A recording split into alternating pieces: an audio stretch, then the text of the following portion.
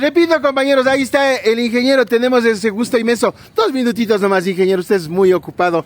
Él es el ingeniero Cristian Guaño, y para mí un placer, un negrito así como yo, linda persona, un hombre que toma decisiones. Venga, ingeniero, esto se va a quedar para la historia, Dios le pague.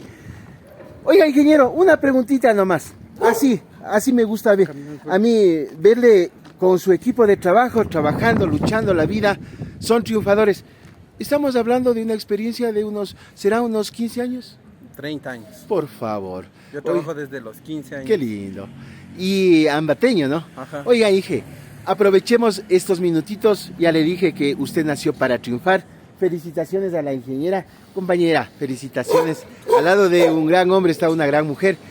Envíeles una invitación a la gente que todavía no conoce Noah Trucks, la dirección, y bueno, ya les puse el teléfono para que se comuniquen. Y repito, nunca se desanime, ingeniero, usted nació para triunfar. Deles la dirección, ¿dónde está Noah? A toda la comunidad de transporte pesado, ambateño, riobambeño, de Cotopaxi, estamos la empresa para servir. Estamos ubicados en la ciudad de Ambato, en la calle Rudencindo Ingabeles y Carlos Lematoro, esquina. Yo, como les dije, estamos para servirles, no para competir. No, qué lindo. Oiga, ingeniero, y también si se queda un vehículo en las vías, al menos del centro del país, estamos dispuestos a brindarles el auxilio mecánico por en favor, cualquier parte del país. Y también lo que es el mantenimiento en las especialidades que yo ya les mencioné a los compañeros, mantenimiento de motores, transmisiones, cajas, coronas, etcétera, de todas las marcas de vehículos, ¿verdad? Ajá.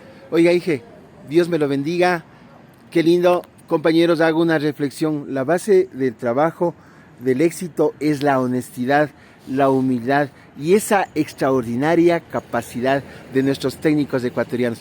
Bienvenido a Ecuatorianos Triunfadores, esto se queda para la historia. Muchas Bendecido gracias. Y muchos años de éxitos, ¿no? Muchas gracias. Bendecido, chao, gracias. Dios le pague, ingeniera. Bendecida, gracias.